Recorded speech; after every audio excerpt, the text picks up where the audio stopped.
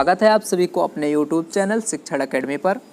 Class 7 mathematics chapter number 1 integers. अब यहाँ पे हम देखो एक्सरसाइज 1.1 कम्प्लीटली सॉल्व कर चुके हैं। एक्सरसाइज 1.1 के बाद आता है आपका एक्सरसाइज 1.2। अब एक्सरसाइज 1.2 करने से पहले हमें कुछ इंट्रोडक्शन देखना पड़ेगा, ठीक है। तो हम स्टार्ट करते हैं इंट्रोडक्शन को। देखो इंट्रोडक्शन थोड़ा सा आप कंसंट्रेट करके देखना, बिकॉज अगर आपने इंट्रोडक्शन अच्छे से देखा है तो ही आपको 1.2 आने वाला है, ठीक है। तो यहाँ पे वो इंट्रोडक्शन स्टार्ट करते हैं हम।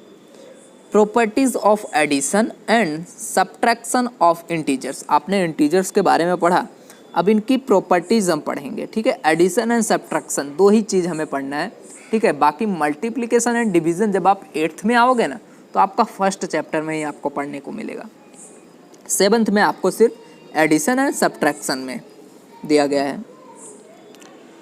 तो सबसे पहले प्रॉपर्टी जो आता है वो क्लोजर अंडर एडिशन, ठीक है। क्लोजर अंडर एडिशन और क्लोजर अंडर सब्ट्रैक्शन, दो प्रॉपर्टीज़ यहाँ पे हम पढ़ेंगे एक साथ।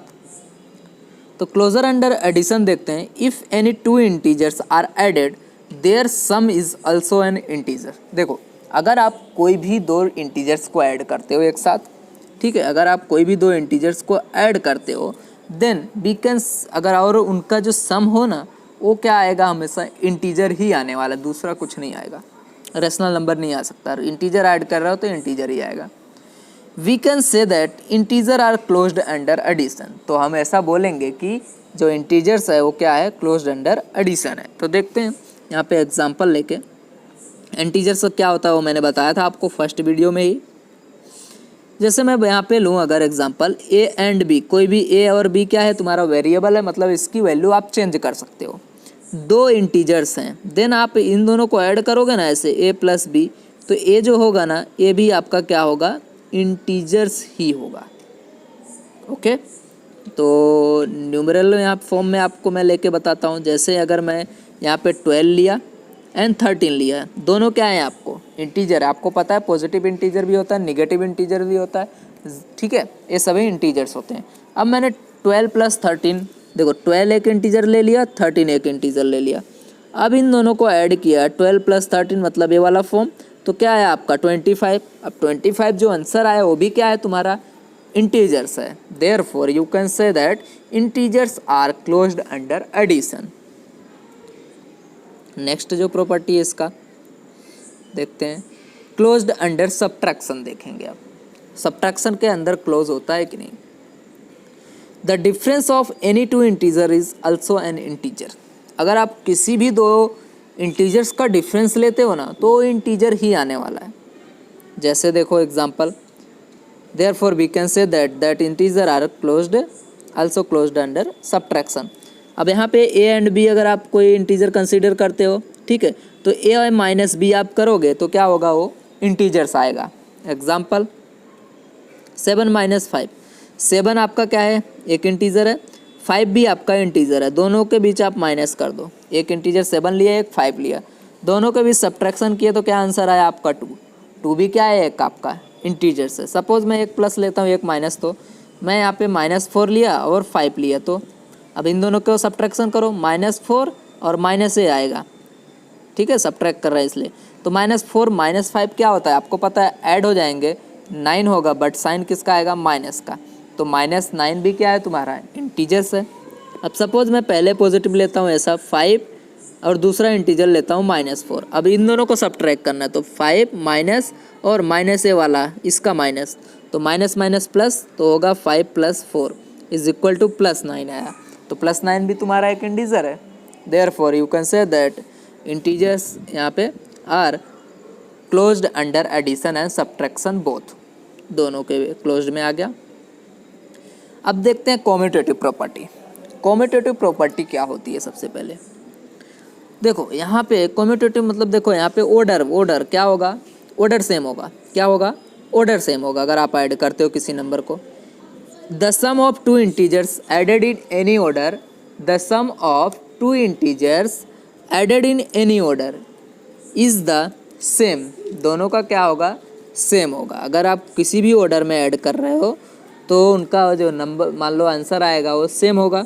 Therefore we can say that the addition is commutative okay for यहाँ पे फॉर इंटीजर। सपोज आपको ऐड करना है यहाँ पे 5 + 4, तो आप इसको ऐसा भी कर सकते हो, पहले 4 लो बाद में 5 लो, देन आप जो ऐड करोगे ना तो आंसर सेम आने वाला है। 4 + 5 भी 9 होता है एंड 5 + 4 भी 9 ही होगा। यहाँ पे एग्जांपल लेते हैं, a and b are two integers, then when you interchange this, जैसे a + b and b + e, आप कैसे भी लिखो इसको, a + b और b + a लिखोगे, दोनों क्या आने वाला है, दोनों का आंसर सेम आने वाला है। अब मैं यहाँ पे आपको न्यूमरल में लेकर दिखाऊँ तो 4 + 5 लो या 5 + 4 लो, दोनों का आंसर क्या आने वाला है, सेम। देयरफॉर आप बोल सकते हो कि ये क्या है, कॉम्यूटेटिव प्रॉपर्टी को फॉलो करता है एडिशन। यहाँ पे अनदर एग्जांपल लो, -5 and 6, -5 6। अब इन दोनों को क्या करो, ऐड करो। -5 + 6 = क्या आने वाला है, आपको पता है प्लस में 1। आप इस तरह से लिख दो, -5 प्लस करके -5, क्योंकि ऐड कर रहे हैं तो प्लस माइनस माइनस 6 - 5, तो आंसर इसका भी क्या आया, सेम आया। दोनों का आंसर क्या आया, सेम ही आएगा हमेशा। आप इस तरह से कर सकते हो, 1 1 = दिस। अब देखो, subtraction is not commutative for integer. जो सब्ट्रैक्शन हो ना वो कॉम्यूटेटिव नहीं होता है। क्यों? क्योंकि आप इसी का एग्जांपल लो तो देखो, -5 - 6 आपने ऐड सब्ट्रैक्ट किया तो क्या आया, -11 आ गया। बट आप इस तरह से कर सकते हो, -5 आप इसको सब्ट्रैक्ट करोगे तो देखो 6 + 5 हो जाएगा, बट ये हो गया आपका आंसर 11। ये माइनस में 11, ये प्लस में 11, दोनों क्या आ गए, डिफरेंट आ गए। दोनों का आंसर इसमें सेम नहीं आ रहा है। देयरफॉर आप बोल सकते हो subtraction is not a commutative for integers because order of the number is important in subtraction of integers. आप यहाँ पे ऐसा बोल सकते हो, if a and b are two different integers then a - b is does not equal to, यहाँ पे equal नहीं आएगा, does not equal to b - a। इस तरह से लिखना है आपको, ठीक है। इस तरह से डज नॉट इक्वल टू लिखोगे आप, यहाँ पे टाइपिंग में वो है। एग्जाम्पल जैसे 5 and 3 का लिए तो 5 - आप 3 करोगे तो क्या आएगा आपका, 2 आने वाला है। इस तरह से 5 - 3 या 3 - 5 करो तो दोनों आंसर देखो सेम आता है, नहीं।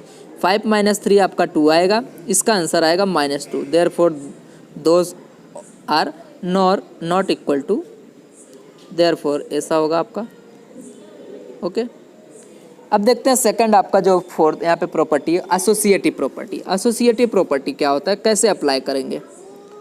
Addition is associative for integers, जैसे this means if A B C are 3 integers. देखो 3 इंटीजर्स आपको लेने पड़ेंगे इसमें, A B C are 3 integers. तो आपको देखो ए एडिशन में देख रहे हैं, a + b + c, इस तरह से लिख दो, a + b + c।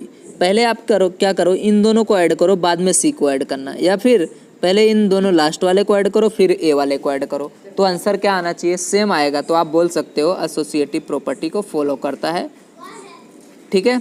जैसे अब मैं एग्जांपल लेता हूँ, यहाँ a की जगह 6 लिया, 4 लिया, 2 लिया, पहले इन दोनों को ऐड कर दो आगे वाले को, तो 6 + 4 प्लस बाद में क्या करना, 2 को ऐड करना, 6 4 10 हो गया +2, तो इज इक्वल टू आएगा आपका 12।